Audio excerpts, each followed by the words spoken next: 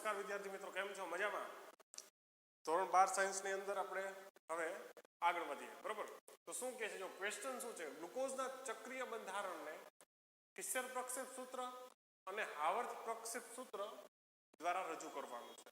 બરોબર છે, અને તેમાં મ્યુટા રોટેશન કેટલું હોય છે તે આપણે દર્શાવવાનું છે. આજનો ક્વેશ્ચન કંઈક આવો છે. ચાલો જોઈએ આગળ શું કહેવા માંગે છે.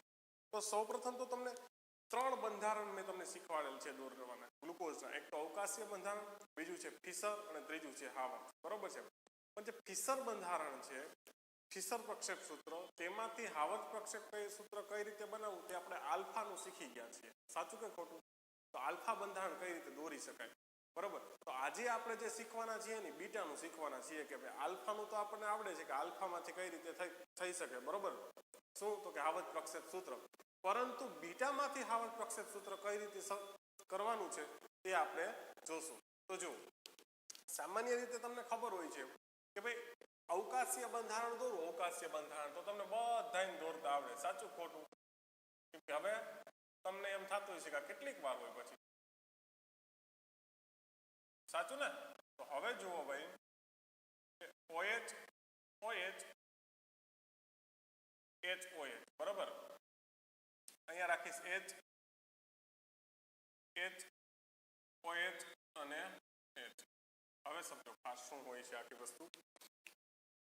એ જે ચક્રીય બંધારણ હોય છે એને આ તો આપણે અવકાશીય બંધારણ દર્શાવેલ છે ને છોકરાઓ. કેવું દર્શાવેલ છે? અવકાશીય બંધારણ છે. બરોબર, આ ડી ગ્લુકોઝ જે છે, ડી ગ્લુકોઝ, બરોબર છે, તેનું કેવું બંધારણ છે? અવકાશીય બંધારણ. ચાલો ક્લિયર થાય છે. હવે સમજી લ્યો કે જે ફિશર પ્રક્ષેપ સૂત્ર છે એની અંદર કઈ રીતે છે તે અહીંયા દર્શાવી દઉં. તો કે ભાઈ ફિશર પ્રક્ષેપ સૂત્ર જે છે તેમાં ઉપર આલ્ડીહાઇડ છે. બરોબર ને, અને નીચે શું છે ભાઈ? તો કે આલ્કોહોલ છે. બરોબર, OH OH HOH. ક્લિયર થાય છે? અહીંયા આવશે H, અહીંયા આવશે H, અહીંયા આવશે OH અને અહીંયા પણ આવશે H. હવે આ જે બંધારણ છે એ કેવું છે? તો કે ભાઈ ફિશર પ્રક્ષેપ સૂત્ર છે. સાચું ને? ફિશર પ્રક્ષેપ સૂત્ર છે. હવે સમજી લ્યો કે ભાઈ આ ફિશર પ્રક્ષેપ સૂત્ર છે ને, ફિશર પ્રક્ષેપ સૂત્ર, એ ફિશર પ્રક્ષેપ સૂત્ર દ્વારા જ આપણે છે હાવર્થ પ્રક્ષેપ સૂત્ર દોરવાનું છે. તો કઈ રીતે સમજો ખાસ. તમને ખબર છે છોકરો કે આ જે આલ્ડીહાઇડ છે ને ક્રમ નંબર કઈ રીતે આપો છો? આ રીતે આપો છો ને, 1 number, 2 number, 3 number, 4 number, 5 number અને 6 નંબર. તો આ જે 1 2 3 4 5 6 આપેલા છે તે સમજો ખાસ. હું શું કહું છું, હવે આ જે છે મેં ડી ગ્લુકોઝ દોરેલું છે. કેવું દોરેલું છે? ડી પ્લસ ગ્લુકોઝ દોરેલું છે. ચાલો સમજાય છે કે નહીં? અહીંયા હું લખી દઉં છું ડી પ્લસ ગ્લુકોઝનું બંધારણ છે. ચાલો ડી પ્લસ ગ્લુકોઝનું આપણે બંધારણ શીખાતા, એમાં શું શીખાતા? આગળ યાદ કરો છો, આગળ એવું શીખાતા કે ભાઈ આ જે કાર્બન છે, બરાબર ને, એનોમેરિક કાર્બન, આ એનોમેરિક કાર્બન છે. સાચું કે ખોટું? સમજાય છે ને? તો એમાં જે CH2OH છે આલ્કોહોલ છે, આ જે સ્ટાર કરું છું અહીંયા, આ સ્ટાર શું દર્શાવે છે કે અહીંયા ભાઈ શું છે? કાયરલ સેન્ટર છે, કાયરલ. બરોબર છે, કાયરલ સેન્ટરની આપણે જમણી સાઈડ છે ને, જમણી સાઈડ OH હોય તો ડી ગ્લુકોઝ, અને આ બધાનો પ્રતિબિંબ મળતો હોય. આ બધાનો શું મળતું? અહીંયા અરીસો રાખી દઉં સપોઝ કે હું, ચાલો અરીસો રાખી દીધો મેં. બરોબર છે, હવે અહીંયા મેં અરીસો રાખી દીધો અને આનું તદ્દન ઊંધું મળે તો શું મળે મને? એલ શું મળશે ભાઈ? એલ ગ્લુકોઝ મળશે કે નહીં? સમજાય છે ને? એલ ગ્લુકોઝ મળશે. ચાલો એ અત્યારે આપણે વાત કરશું નહીં, સમજો ખાસ. આનું તદ્દન ઊંધું પ્રતિબિંબ મૂકી દો, અહીંયા જે મળશે એની વાત કરેલ છે. હવે સમજી લો કે ડી પ્લસ ગ્લુકોઝ જે છે, ડી પ્લસ ગ્લુકોઝ એની અંદર અને એલ ગ્લુકોઝની અંદરની જે વાત છે, બરોબર, તદ્દન ઊંધું એટલે મળી જશે તમને એલ. પણ હવે આપણે આજનો કાર્યક્રમ છે ને, જે આજનો લેક્ચર, એ ખાસ કરીને આના ઉપર આપવાનો છે કે ભાઈ મ્યુટા રોટેશનની પ્રક્રિયા એટલે શું. તો મ્યુટા રોટેશન એટલે શું એ તમને કહી દીધું છે આગળના લેક્ચરની અંદર. શું આવશે તો કે ભાઈ આલ્ફા છે કોણાવર્તન દર્શાવે, અને કે પરિભ્રમણ દર્શાવે અને ન દર્શાવે, એની ઉપર જે વાત આવે એને કહેવાય મ્યુટા રોટેશન. ક્લિયર થાય છે? તો ચાલો આગળ વાત કરીએ.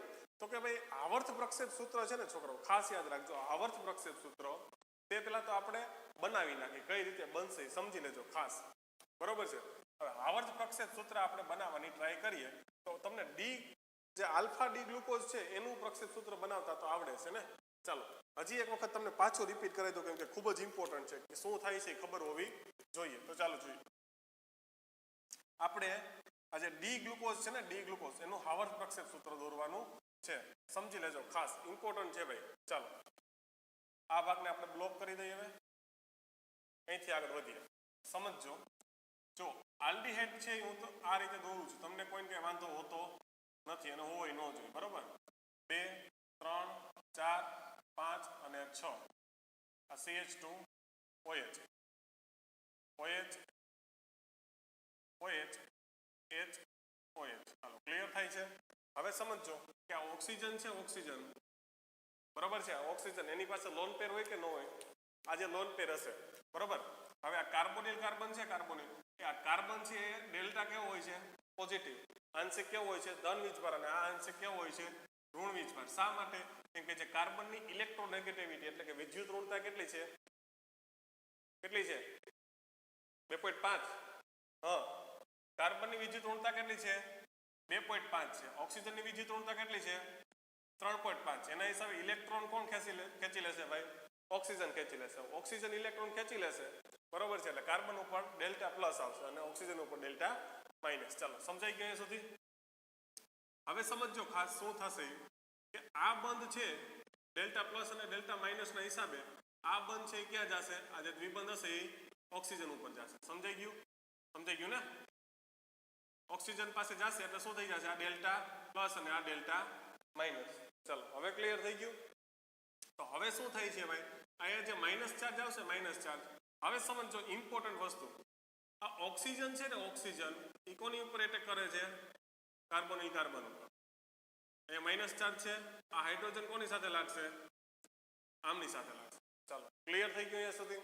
હવે સમજી લ્યો શું થશે કે ભાઈ જો ભાઈ શક્યતા તો એવી નહોતી, વિચારો ખાસ. શક્યતા તો એવી પણ હતી ને કે આની પાસે લોન પેર તો હોવાની ને. આમની પાસે અહીંયા જે OH છે, બરોબર છે. અહીંયા જે H છે, અહીંયા OH છે, અહીંયા H છે, અહીંયા H છે. છોકરો આની પાસે લોન પેર તો છે, જો નથી એવું નથી. પણ સમજો ખાસ, 3 નંબરની રિંગ બને ને, 3 નંબરની રિંગ એના કરતા 4 નંબરની રિંગ બને ને. સમજો ખાસ શું બોલું છું. 3 નંબર કરતા 4 નંબરની જે રિંગ બને ને, રિંગ એટલે આ રીતે 3 નંબર છે, આ રીતે 4 નંબર છે, આ રીતે 5 નંબર છે, બરોબર ને? અને આ રીતે 6 નંબરની રિંગ બને તો આમાંથી મોર સ્ટેબલ રિંગ આ થાય. સમજાય છે? સ્ટેબિલિટીનો ક્રમ જો જોવામાં આવે ને તો મોર સ્ટેબલ રિંગ કેવી થાય? 6 નંબરની રિંગ થાય. સમજાય છે કે નહીં? એટલે જો જે સ્થાયીતા વધારે હોય એવું જ બને ને. તો અહીંયા શું થશે? 6 નંબરની રિંગ છે એ ખૂબ જ સ્થાયી થશે. યાદ રાખજો ખાસ. તો ચાલો સમજો અહીંયા. આ સમજાઈ ગયું? શું છે તો કે રિંગની સ્થાયીતાનો ક્રમ, રિંગની સ્થાયીતાનો અમે તમને અહીંયા ક્રમ લખાઈ દીધો. ચાલો ક્લિયર થાય છે? એટલે હવે જો 6 નંબરની રિંગ છે એ મોર સ્ટેબલ બનશે. હવે આપણે અત્યારે તો મેઇન ઇમ્પોર્ટન્ટ કામ એટલું છે આપણે કે આલ્ફા અને બીટા બનાવવાનું છે, કે આલ્ફા શું બનશે અને બીટા કઈ રીતે બનશે. આપણા માટે તો મેઇન ઇમ્પોર્ટન્ટ અત્યારે વાત એ છે. તો કઈ રીતે? ચાલો આપણે આગળ જોઈએ. તો શું થશે ભાઈ? ખાસ યાદ રાખજો, હું એટેક કરાવીને પછીની વાત કરાવું છું, બરોબર? તો જુઓ, આ કાર્બન છે ને, આ કાર્બન ની પહેલા હું બધા કાર્બન લખી દઉં છું. 3 4 5 અને 6. ચાલો અહીંયા સુધી ક્લિયર થયું? આ ગઈકાલનો લેક્ચર લીધો તો એ જ વસ્તુ છે, પણ આજે રિપીટ કરાવું છું કેમ કે આપણે આલ્ફા બીટા શીખવાનું છે એના હિસાબે. ચાલો ક્લિયર થાય છે? તો જોઈ લ્યો ભાઈ, આ OH છે ને રિંગની અંદર લઉં છું. ખાસ યાદ રાખજો, આ કાર્બન છે, કાર્બન એ કાર્બનનો કાર્બન, આ ઓક્સિજન સાથે શું જોડાણું? હાઇડ્રોજન. આ રિંગની અહીંયા લઉં છું અત્યારે, બરોબર? ક્લિયર થાય છે કે નહીં? હવે આ કાર્બનની વાત આવી તો અહીંયા OH તો એમનેમ છે, એનો કોઈ પ્રશ્ન છે? હવે આ કાર્બન ને અહીંયા હાઇડ્રોજન. હવે આ કાર્બન છે તો અહીંયા શું લખું છું? OH. ચાલો ક્લિયર થાય છે? આ કાર્બન છે, આ કાર્બન સમજો, આ કાર્બન. હવે એનો જો ઓક્સિજન છે કોની સાથે બંધ બનાવે છે? ડાયરેક્ટ કાર્બન સાથે બંધ બનાવે છે કે નહીં? ચાલો આને અત્યારે થોડી વાર મૂકી દો, અહીંયા લખી લો આ CH2 OH. ક્લિયર થઈ ગયું? હવે કાર્બન સાથે શું છે? આ કાર્બન સાથે હાઇડ્રોજન, અહીંયા હાઇડ્રોજન, અહીંયા OH, બરોબર? અને અહીંયા શું છે? હાઇડ્રોજન છે. સમજવા પૂરતો આ બેઝ આપણે ફેરફાર કરી નાખીએ. OH છે એક સાઈડ લઈ લઉં છું, બરોબર? હવે સમજી લો, ખાસ ઇમ્પોર્ટન્ટ હો ભાઈ, સમજો શું થશે. અહીંયાથી આજે ઓક્સિજન છે ડાયરેક્ટ કોની સાથે એટેક થી કર્યો છે જોવો જોઈએ કાર્બોનિલ કાર્બન ઉપર કર્યો છે ને તો હું આ રીતે લખું છું સમજજો ભાઈ ઇમ્પોર્ટન્ટ વસ્તુ સમજજો આ રીતે બંધ દર્શાવો એક વસ્તુ જો ગાંઠ વાળજો મગજમાં આ ખૂણા પડે છે ને ખૂણા ત્યાં કાર્બન નથી હો ત્યાં કાર્બન કે કઈ વસ્તુ છે ને આ તો સમજવા માટે આ રીતે આપેલું છે ચાલો ક્લિયર થાય છે અને અહીંયા આવી ગયો હાઇડ્રોજન હવે સમજો કે આખી જે રાસાયણિક પ્રક્રિયા થશે રાસાયણિક પ્રક્રિયા બરોબર એની અંદર શું થાય છે તો કે ભાઈ એની અંદર બીજું કઈ નહીં થાય કે એક પ્રશ્ન એવો ઉદ્ભવશે ભાઈ છોકરાઓ કે આ તમામ વસ્તુ છે તમામ વસ્તુ ચાલો આ વસ્તુ છે આ વસ્તુ એને હાલમાં અહીંયા રાખી દો પાછું જેમ છે એમને એટલે તમને જરાય પ્રોબ્લેમ ન પડે નકર એમ થશે કે પાછું OH આપણે જે રીતે લખીએ છીએ એ જ રીતે હવે ખાસ જોવાનું શું છે છોકરાઓ આલ્ફા અને બીટામાં ફેરફાર ક્યાં છે એ હું તમને બતાવી દઉં બરોબર છે હવે આ રિંગ બની ગઈ કે નહીં સમજો આપણે આ કેવું છે જે બનાવી આપણે રિંગ બનાવી કઈ રીતે થયું જો સમજજો ખાસ શું થાય છે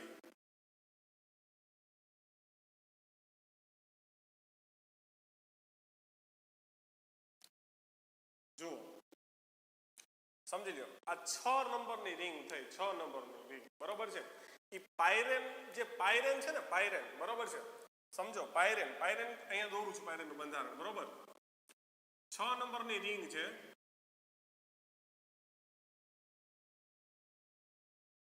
બરોબર છે 6 નંબરની રિંગ રેડી એમાં કઈ રીતે હોય છે દ્વિબંધ હશે કઈ રીતે હશે દ્વિબંધ હશે આ રીતે સમજાય છે કે નથી સમજાતું ચાલો હજી વ્યવસ્થિત દોરી દો તમે જેમ દોરો છો એમ જ દોરી દો એટલે તમને પ્રોબ્લેમ ન થાય બરોબર આ રીતે તમે દોરો છો ને ચાલો આ ઓક્સિજન મૂકી દીધો બરોબર છે અને આ થઈ ગયા એના દ્વિબંધ ચાલો આ પાયરેન છે શું છે પાયરેનમાંથી આ રિંગ આવેલી છે અને આ જે ગ્લુકોઝ બનશે તેને પાયરેનોઝ કહેવાશે શું કહેવાય છે પાયરેનોઝની રિંગ ભલે આપણે આલ્ફા બીટાની જ વાત કરશું પણ આ જે રિંગ આ પાયરેન ઉપરથી આવેલું છે એના હિસાબે એને શું કહેવાય છે પાયરેનોઝ કહેવાય છે ક્લિયર થયું હવે સમજો ખાસ શું કરવાનું છે જો આ 1 2 3 તો આ રીતે જ આપો છો કે નહીં હવે યાદ કરો છે આ જે કાર્બન છે ને એનોમેરિક કાર્બન કહેતા હતા કે નહીં રેડી હવે સમજી લ્યો ખાસ યાદ રાખજો વેરી ઇમ્પોર્ટન્ટ આ કાર્બનને શું કહેતા હતા એનોમેરિક કાર્બન કહેતા હતા સાચું ખોટું ઓકે ડન એનોમેરિક કાર્બન કહેતા હતા ચાલો એ લખી આપું છું એનોમેરિક કાર્બન એનોમેરિક કાર્બન અહીંયા હું લખી દઉં છું ચાલો ક્લિયર હવે અહીંયા ને પહેલો નંબર આપશું આ કાર્બનને બીજો નંબર આપશું આ કાર્બનને ત્રીજો નંબર આપશું આ કાર્બન ચોથો નંબર આ કાર્બન પાંચમો અને આ કાર્બન જો અહીંયા લખવાનું છે એ છઠ્ઠો નંબર એટલે આ ત્યાં રાખી દઉં છું શું રાખી દઉં ભાઈ CH2OH યાદ રાખજો આ લખી દીધું અહીંયા મેં CH2OH સમજાણું હવે અહીંયા OH છે તો અહીંયા H અહીંયા નીચે H છે તો અહીંયા OH અહીંયા H અહીંયા OH અને અહીંયા H હવે સમજો શું થાય છે વ્યવસ્થિત સમજજો ભાઈ આ CH2OH છે CH2OH બરોબર ને એની સાથે આ કાર્બન જોડાયેલો છે એટલે આ કાર્બન યાદ રાખજો હો ભાઈ આ કાર્બન સાથે કેટલી વસ્તુ જોડાયેલી છે હું તમને સમજાવું છું જો આ કાર્બન છે આ કાર્બન એની સાથે જો ઓક્સિજન જોડાયેલો છે એટલે આ કાર્બન છે આ કાર્બન એની સાથે ઓક્સિજન જોડાયેલો છે તો ચાલો સાચો આ કાર્બન સાથે હાઇડ્રોજન જોડાયેલો છે જો છે આ કાર્બન સાથે હાઇડ્રોજન ક્લિયર થાય છે આ કાર્બન સાથે CH2OH છે ચાલો CH2OH સમજાઈ ગયું કે નથી સમજાયું આ રીતે આખી કથા કરે ચાલો હવે યાદ રાખજો આલ્ફા ડી ગ્લુકોઝ સમજજો ખાસ શું બોલું છું આલ્ફા ડી ગ્લુકોઝ અને બીટા ડી ગ્લુકોઝ યાદ રાખજો શું બોલું છું આલ્ફા ડી ગ્લુકોઝ અને બીટા ડી ગ્લુકોઝ જે છે તે એકબીજાના એનોમર્સ છે શું છે એનોમર્સ સમજજો ખાસ આલ્ફા ડી ગ્લુકોઝ અને બીટા ડી ગ્લુકોઝમાં ફેરફાર શું હશે સમજજો ભાઈ હું આ જ વસ્તુ અહીંયા લખું છું ક્લિયર થઈ જશે કટ ટુ કટ એકદમ સમજો 1 2 3 4 5 અને આ 6 સમજાણું હવે સમજો અહીંયા OH H OH આ કાર્બોનિલ કાર્બન બરોબર સમજો ખાસ શું બોલું છું તે ખાલી ફેરફાર શું છે યાદ રાખજો જો આ OH છે ને આ OH આ OH એ રિંગની અંદર આવે ને, અંદર શું બોલું છું, આ OH જો રિંગની અંદર આવશે તો તે યાદ રાખજો, આ OH જો રિંગની અંદર આવશે તો એ આલ્ફા કહેવાશે. એટલે કે OH જો અહીંયા નીચેની સાઈડ હોય ને, નીચેની સાઈડ તો એને આલ્ફા કહેશું. શું કહેશું? Alpha D glucose. સમજાણું? અને જો સમજો એનોમેરિક કાર્બન એટલે કે પહેલા નંબરનો કાર્બન છે તેમાં સમજો, ખાસ ઇમ્પોર્ટન્ટ છે ભાઈ, તેની અંદર જો OH જે છે તે OH જો આ સમજાય છે ને, આ OH જો એનોમેરિક કાર્બન પરનો જે OH છે, આ OH જે બનશે સમજો, આ શું થશે, બીટા ડી ગ્લુકોઝ બનાવું છું, બરોબર. શું કરીશ, આ કાર્બન ઉપર એટેક કરીશ. અહીંયા તમને ખબર છે ડેલ્ટા પ્લસ ડેલ્ટા માઇનસ, કેમ કે આ બંધ આ રીતે આવશે. ચાલો એ બધી વાત તો ખબર જ છે. હવે સમજી લ્યો કે શું થશે જો આ ઓક્સિજન છે કાર્બન ઉપર એટેક કરશે, આ હાઇડ્રોજન ક્યાં જોડાઈ જશે, આમની સાથે જોડાઈ જશે. ત્યાં સુધી તો તમને બધી વાત ખબર જ છે. ચાલો ક્લિયર.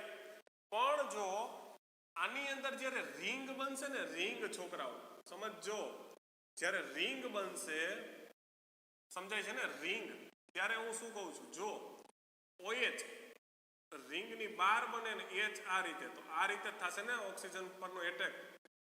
સમજાય છે કે નથી સમજાતું આખી વાત? સમજાણું? આ જ વસ્તુ કરી છે, ખાલી આ જ વસ્તુ અહીંયા કરી છે, ખાલી ફેરફાર થયું છે કે આ OH અહીંયા હશે, આ H અહીંયા હશે. ચાલો દેખાય છે? બાકી બધી વસ્તુ જે છે એઝ ઇટ ઇઝ, કોઈ જ ફેરફાર આવશે નહીં. ચાલો અહીંયા શું આવશે? H, અહીંયા શું આવશે? OH, અહીંયા શું આવશે? H. હવે ક્લિયર થાય છે આખા કઈ વસ્તુ? તો અહીંયા જે હાવર્થ પ્રક્ષેપ સૂત્ર બનશે એ હું દોરી બતાવું છું. અહીંયા આ જે હાવર્થ બનશે એમાં શું હશે ભાઈ? ફેરફાર ક્યાં હશે? ખાલી ફેરફાર ક્યાં હશે?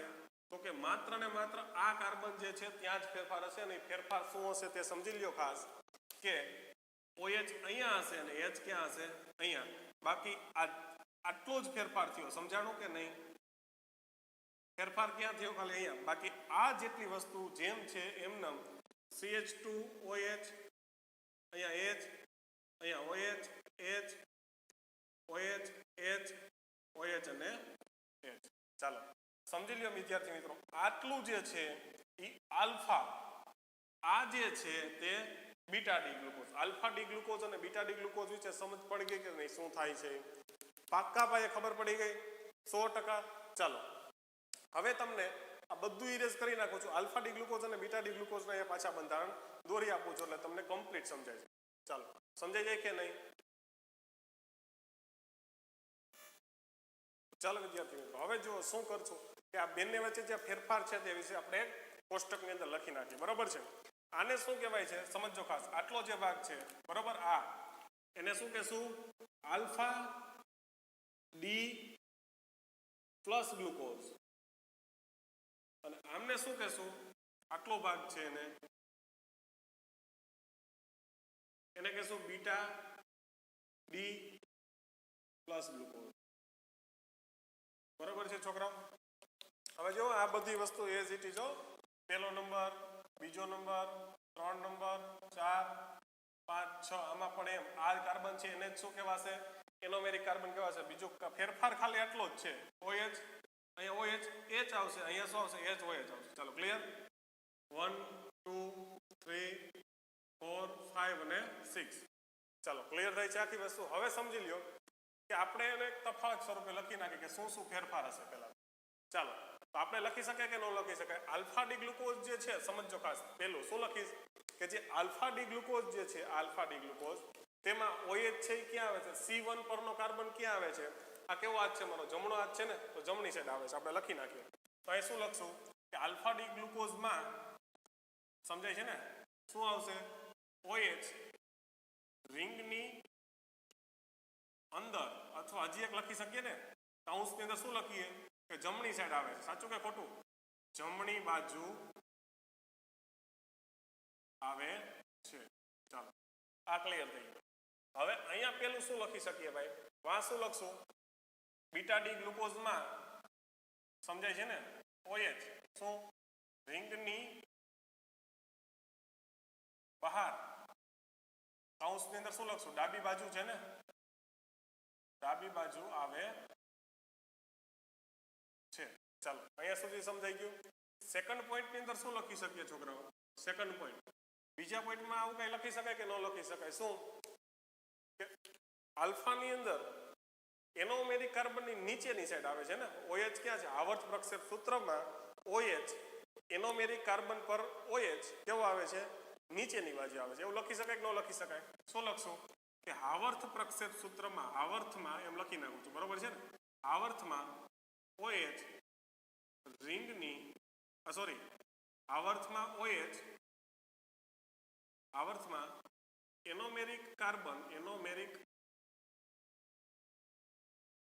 કાર્બન પર OH જો શું આવે?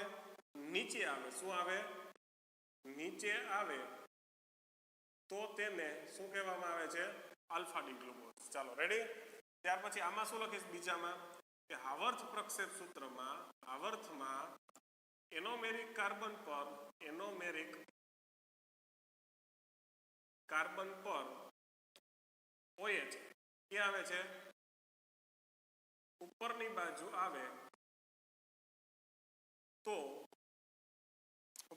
આવે તો તેને શું કહેવામાં આવે છે? Beta D glucose. ચાલો જોવો છે આલ્ફાનું જોઈએ. શું કહે છે? આ એનોમેરિક કાર્બન છે એમાં OH કેવો છે? નીચેની બાજુ છે. ક્લિયર?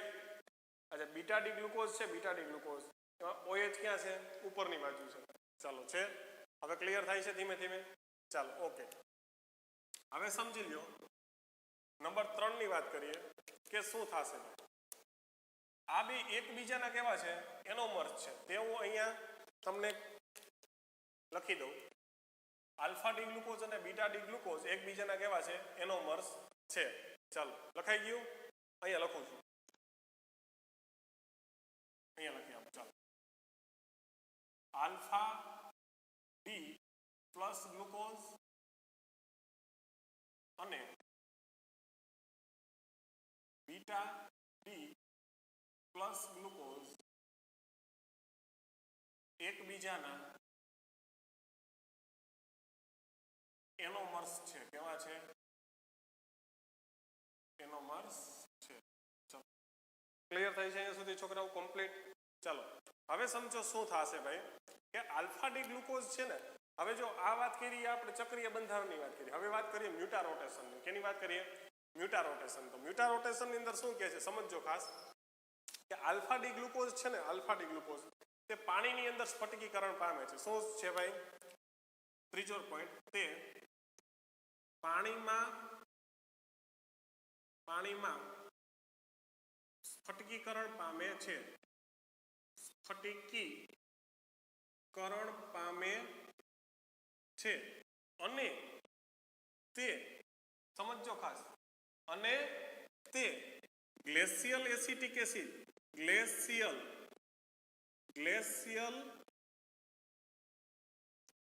એસિટિક એસિડ સમજાય છે? ગ્લેશિયલ એસિટિક એસિડ અને તેની સાથે સાથે સમજો ખાસ, અને તેની સાથે સાથે જે ઇથાઇલ આલ્કોહોલ, સમજો ખાસ શું? અને તે ગ્લેશિયલ એસિટિક અને તે ઇથાઇલ આલ્કોહોલ, શું? તે ઇથાઇલ આલ્કોહોલ સાથે પણ સ્ફટિકીકરણ પામે છે. સમજો ખાસ શું કહું છું અહીંયા? તે પાણીમાં તો સ્ફટિકીકરણ પામે જ છે, પણ સાથે સાથે કોની સાથે? ગ્લેશિયલ એસિટિક એસિડ અને ઇથાઇલ આલ્કોહોલમાં પણ સ્ફટિકીકરણ પામે છે. અને અહીંયા શું લખશું છોકરાઓ? યાદ રાખજો ખાસ, અહીંયા ત્રીજો પોઈન્ટ છે એમાં શું લખશું કે આ જે છે પાણીમાં તો સ્ફટિકીકરણ પામે જ છે. શું લખશું? તે પાણીમાં સ્ફટિકીકરણ પામે છે અને તે સમજો ખાસ, ઇમ્પોર્ટન્ટ પોઈન્ટ આવ્યો. અને તે કેમાં?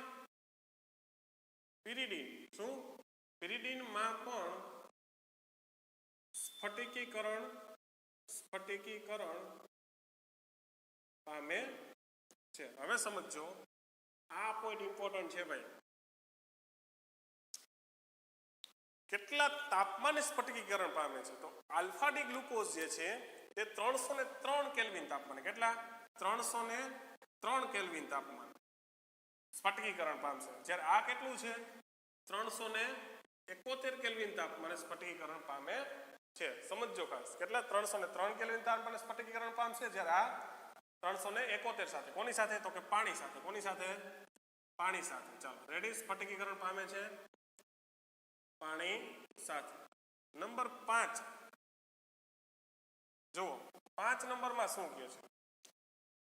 એનોમર્સ છે ને, અહીંયા લખ્યું. જુઓ શું લખ્યું છે? એનોમર્સ. આ વસ્તુ સમજ શું થાય છે.